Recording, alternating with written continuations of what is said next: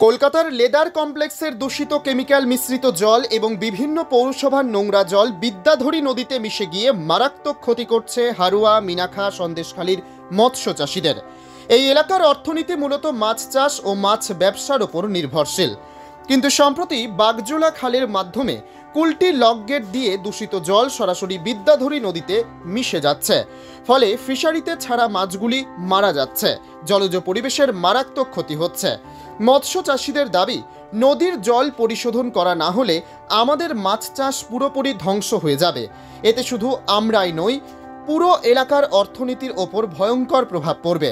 চাষীদের অভিযোগ, দূষণ বন্ধের কোনো উদ্যোগ প্রশাসনের তরফে নেওয়া হয়নি। তারা দ্রুত জল পরিশোধনের ব্যবস্থা চালু করার দাবি জানিয়েছেন। প্রশাসনের হস্তক্ষেপ না হলে এই সংকট আরও বড় আকার ধারণ করতে পারে, আশঙ্কা বিশেষজ্ঞদের। সমস্যা হচ্ছে এই কেমিক্যাল জল আমাদের এলাকায় ঢুকে যে মাছের ছোট ছোট ভিয়েনগুলো নষ্ট হয়ে যাচ্ছে, বা জল দূষিত হয়ে মাছ বাড়ছে না, মাছ মরে যাচ্ছে, মাছের বিভিন্ন রোগ আসছে।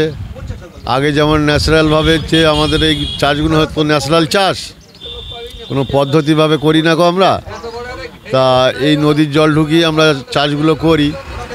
এতে আমাদের এত পরিমাণ কেমিক্যাল আসছে যে মাছের কোনো ভিয়েন হচ্ছে না, বা যে বাগদার পোনা যেগুলো আমরা ফেলি সেগুলো এই জলে নষ্ট হয়ে যাচ্ছে এবং মাছের বিভিন্ন রকম রোগ আসছে।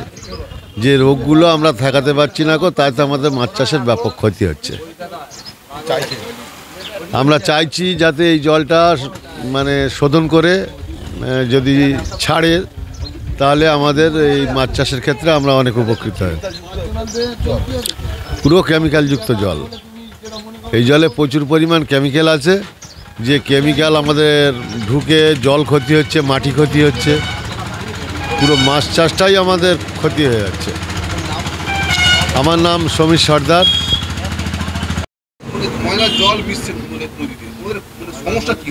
সমস্যা তো প্রচুর হচ্ছে।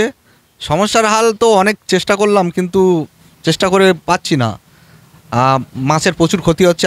আগে প্রচুর পরিমাণে বড় বড় গলদা চিংড়ি, বাগদা ইত্যাদি চিংড়ি মাছ হতো। আর এছাড়া আছে আমাদের এই নদীতে প্রচুর পরিমাণে মাছ আসতো। অনেক জেলেরা, বিশেষ করে যারা এই মৎস্যর কাজ করে, তারা হচ্ছে গিয়ে এদের জীবিকা ধারণ করতো। কিন্তু এখন অনেক মানুষের ক্ষতি হচ্ছে, বিশেষ করে আমরা এই যে ছোটোখাটো যারা ব্যবসায়ী, তাদের প্রচুর পরিমাণে ক্ষতি হচ্ছে। অভিযোগ বলতে অনেক জায়গায় অভিযোগ করেছিলাম। এছাড়া এই বিষয় নিয়ে অনেক আমরা আন্দোলনও করেছিলাম। প্রায় 10-20 হাজার লোক নিয়ে আমরা অনেক পথ হেঁটেছি, কিন্তু কোনো সুরাও পাইনি। এই লেদার কমপ্লেক্স, আমাদের এই ক্যালকাটা লেদার কমপ্লেক্স যেটা, ওই জলটা আমরা চেষ্টা করছি, ওই জলটা আমাদের একটা বিশেষ করে অভিযোগ যে ওটাই জলটা যেন বিশেষ করে পরিষ্কার পরিচ্ছন্নতা হয়ে আসুক। কারণ ওই জলটা যদি ফিল্টার করে আসে, তাহলে আমাদের এই যে যারা ছোটোখাটো ব্যবসায়ী, এরা বাঁচবে। Bureau report, Bangla digital TV.